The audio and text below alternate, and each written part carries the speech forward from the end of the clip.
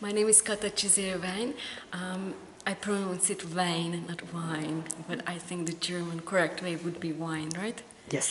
I come from Eötvös University, Budapest. I'm an associate professor there at the Department of English Applied Linguistics.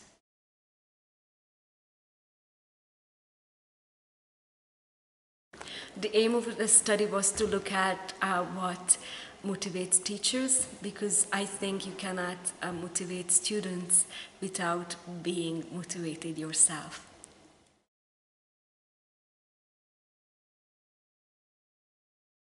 In Hungary, we have a primary education and secondary education. We have 3 different types of secondary schools: 6 years, 4 years, 5 years.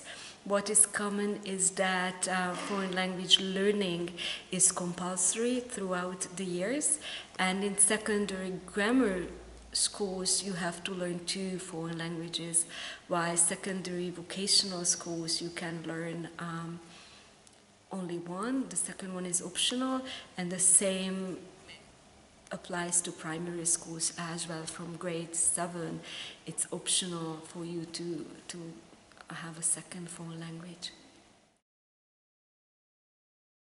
We have 5 levels of curricula, starting from the national core curricula, then frame curricula, and then the local curricula, and 2 more levels for the teachers within the schools.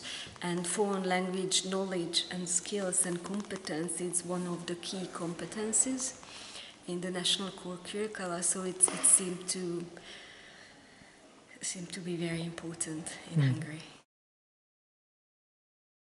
Generally speaking, foreign language knowledge of the Hungarians, as measured by statistics, is not very high, but there could be a number of issues related to this, so it's difficult to say the reason behind this, or it's difficult to judge how reliable this self-reported data are.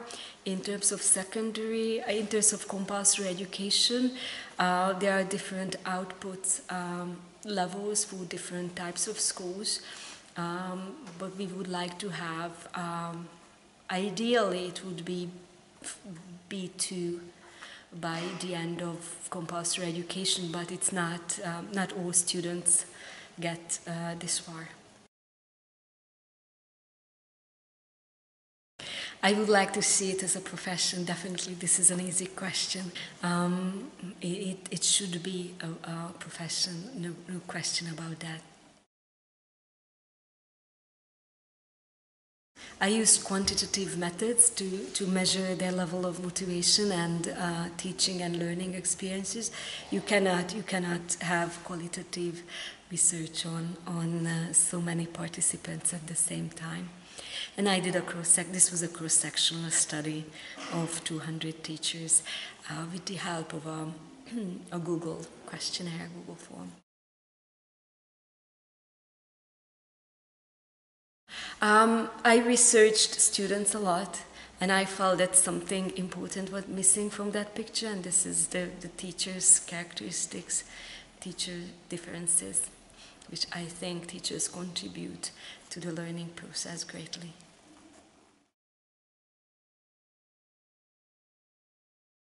Self-confidence came out as one of the most important ones, shaping teachers' motivation, and their language learning experiences were with the lowest mean value, so those are the 2 important endpoints of the spectrum.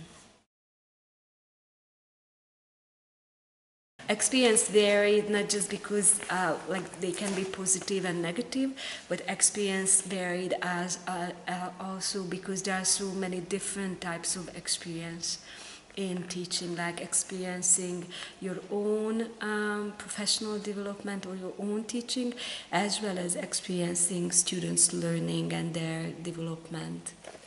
So this is really a complex issue for teachers' motivation.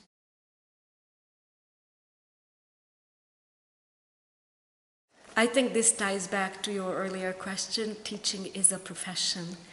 Teachers are motivated by professional development because this is inherently part of their job.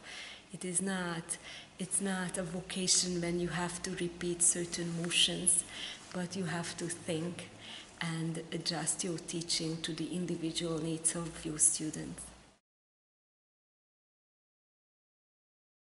Their own language learning experiences as not being very positive, they didn't play a very motivating part.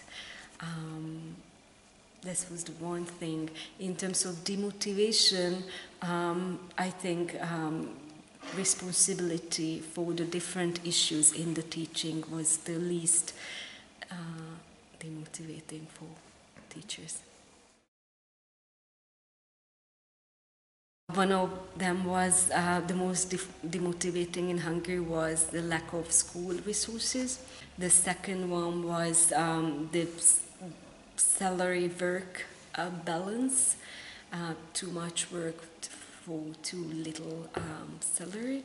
It's not just the teaching hours, but the administrative work you have to do in addition to the teaching. And then we had one related to the constraints of teaching itself, like the course book you can use or the curricula you have to follow. And responsibilities was the last one, assessing students and the different types of responsibility that comes with your work.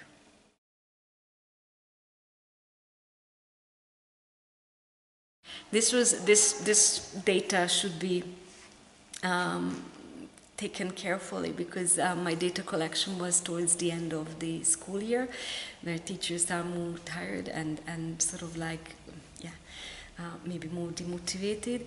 But around 60% of the teachers I investigated had some form of and some level of demotivation, but some of them experienced just a bit. So it's not like 60% is highly demotivated.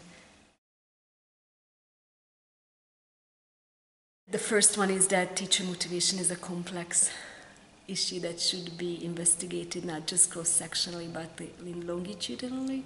Probably circular relationships exist.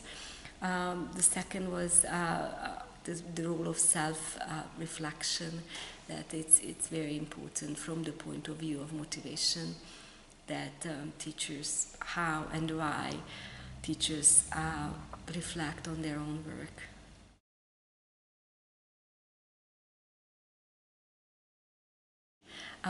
They can just Google my name, Kata Wine, and find me at Eötvös University.